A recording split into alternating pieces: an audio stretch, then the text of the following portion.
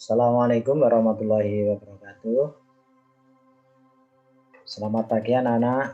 Bagaimana kabarnya hari ini? Oke.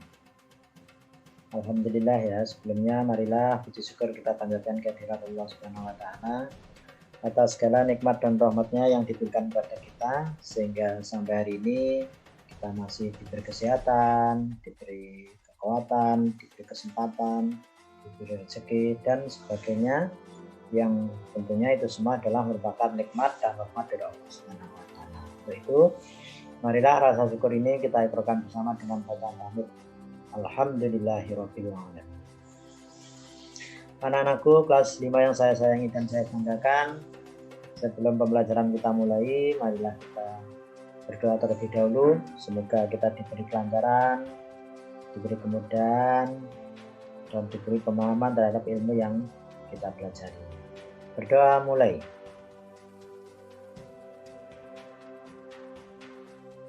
Selesai. Oke anak-anak, untuk hari ini mata pelajaran PKN kita memasuki materi atau bab yang baru, tema 7 atau bab 7. Nah, namun sebelum pelajaran kita mulai, Ustadz selalu mengingatkan bahwa kita untuk selalu belajar, ya, jangan mengurangi semangat kita walaupun pembelajarannya melalui daring. Ini karena apa? Ustadz sampaikan bahwa memang ini yang saat ini yang harus kita alami, yang harus dialami oleh anak-anak, oleh semua sekolah atau madrasah yang terkena dampak pandemi COVID-19.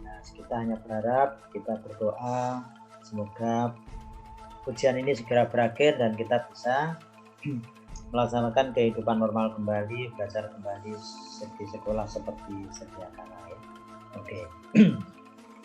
Saya kira itu untuk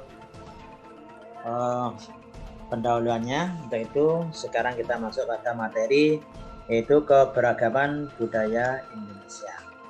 Nah, apa sih keberagaman itu? Keberagaman adalah bermacam-macam budaya. Nah, ini sudah sering kita pelajari baik itu di mata pelajaran IPS maupun PKN. Jadi ini Ustadz menekankan kembali atau meringkas kembali terhadap materi. Oke anak. Nah,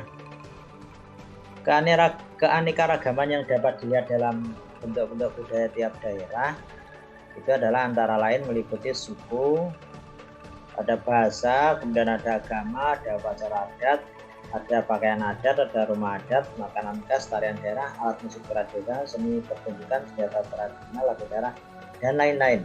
Sangat banyak ya keanekaragaman yang dimiliki oleh bangsa Indonesia dalam bentuk budaya. Nah, ini tentunya merupakan kekayaan bangsa Indonesia yang harus kita lestarikan. Nah, dari sekian bentuk-bentuk budaya ini kita akan membahas beberapa saja ya. Karena apa? Ini sudah materi ini sudah berulang-ulang kita pelajari. Oke. Anak-anakku kelas 5 yang saya banggakan, salah satu bentuk keberagaman budaya adalah adanya suku bangsa. Suku bangsa adalah golongan sosial yang dibedakan dari golongan sosial lainnya karena memiliki ciri paling mendasar dan umum berkaitan dengan asal-usul dan tempat asal serta kebudayaannya. Ini adalah yang dimaksud dengan suku bangsa. Contohnya apa? Contohnya dari suku bangsa ini adalah suku Jawa, suku Sunda, suku Bugis, suku Batak, suku Baduy, suku Asmat, suku Banjar dan sebagainya. Sangat banyak ya di Indonesia ini. Adalah suku bangsa. Kemudian yang kedua adalah keberagaman bahasa. Bahasa merupakan alat yang digunakan manusia untuk berkomunikasi baik melalui tulisan, lisan ataupun gerakan. Jadi bahasa itu adalah merupakan alat komunikasi. Bentuknya apa? Bentuknya berapa? Bisa tulisan, berupa lisan, atau berupa gerakan. Ini sandi ya gerakan. Jadi ini Setiap suku di Indonesia hampir memiliki bahasa daerah masing-masing. Contohnya kalau di Jawa ya ada bahasa Jawa. Ada suku Sunda itu ada bahasa Sunda, suku Betawi ada bahasa Betawi. Di Sumatera suku Batak ada bahasa Batak. Di Riau ada bahasa Melayu, ada bahasa Banjar, ada bahasa Dayak, ada bahasa Bugis, ada bahasa Papua dan sebagainya. Ada bahasa daerah Bali, ada bahasa Madura. Ini adalah keragaman bahasa yang ada di Indonesia.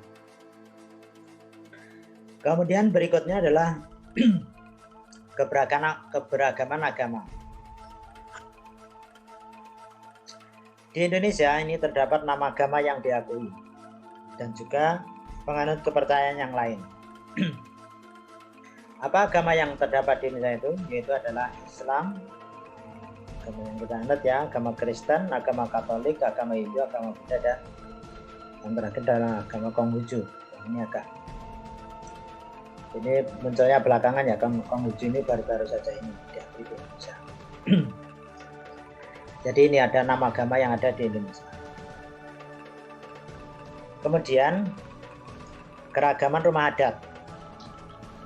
Keragaman rumah adat timbul karena adanya perbedaan geografis atau lokasi. Contohnya di Jawa itu ada rumah joglo. Di Sumatera Barat ada rumah gadang.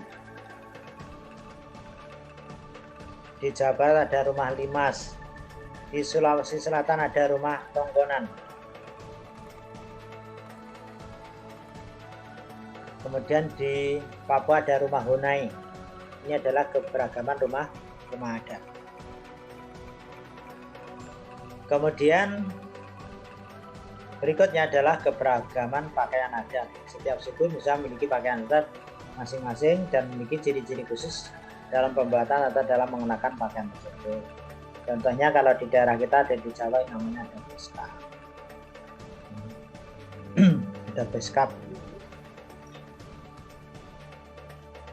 Kemudian yang terakhir, keberagaman kesenian daerah.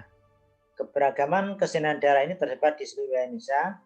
Kesenian daerah ini dapat berupa tari-tarian, bisa berupa lagu daerah, bisa juga dengan bentuk-bentuk yang lain.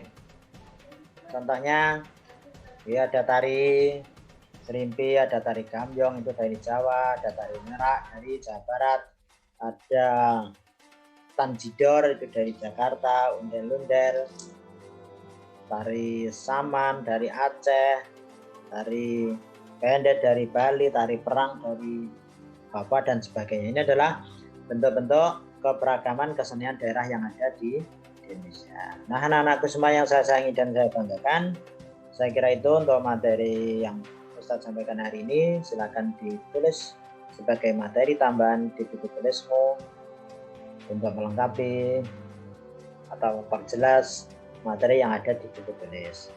Saya kira itu untuk pertemuan hari ini.